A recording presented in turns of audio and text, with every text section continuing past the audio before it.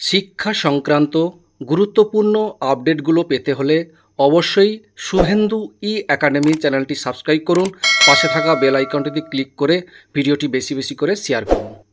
নমস্কার, আমি শুভেন্দু। আমার ছোট্ট চ্যানেলে আপনাকে স্বাগত। ছাত্রছাত্রীদের জন্য ঐতিহাসিক স্থান ঘোরানোর জন্যই নির্দেশ।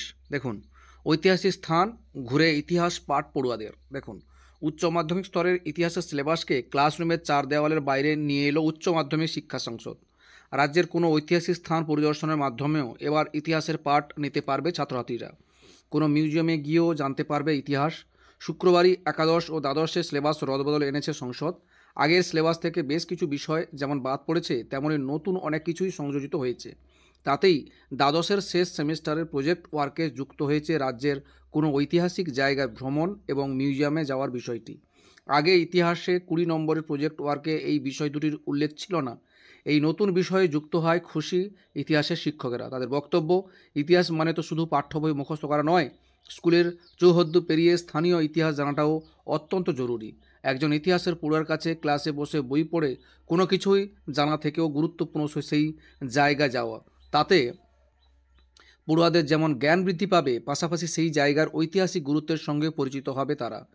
ঐতিহাসিক স্থান, মিউজিয়াম পরিদর্শন এগুলো তাদের অতীত সম্পর্কে চাক্ষুষ অভিজ্ঞতা দেবে।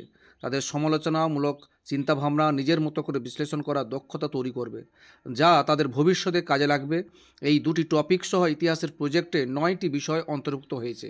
তার মধ্যে রয়েছে বিশ্বায়ন, নারীর অধিকার রক্ষার আন্দোলন, আন্তর্জাতিক স্তরের সাম্প্রতিক রাজনৈতিক সংকট, নতুন সামাজিক আন্দোলন, দুর্নীতি বিরোধী আন্দোলন, পরিবেশ আন্দোলন, বিশ্ব শান্তি রক্ষার আন্দোলন।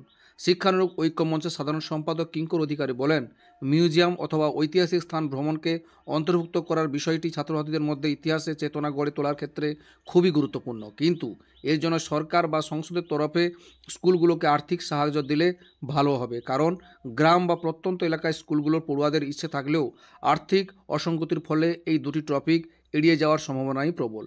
এই ছিল একটা আপডেট, আমাদের সঙ্গে শেয়ার করলাম। ভিডিওটা দেখার জন্য অসংখ্য অসংখ্য ধন্যবাদ।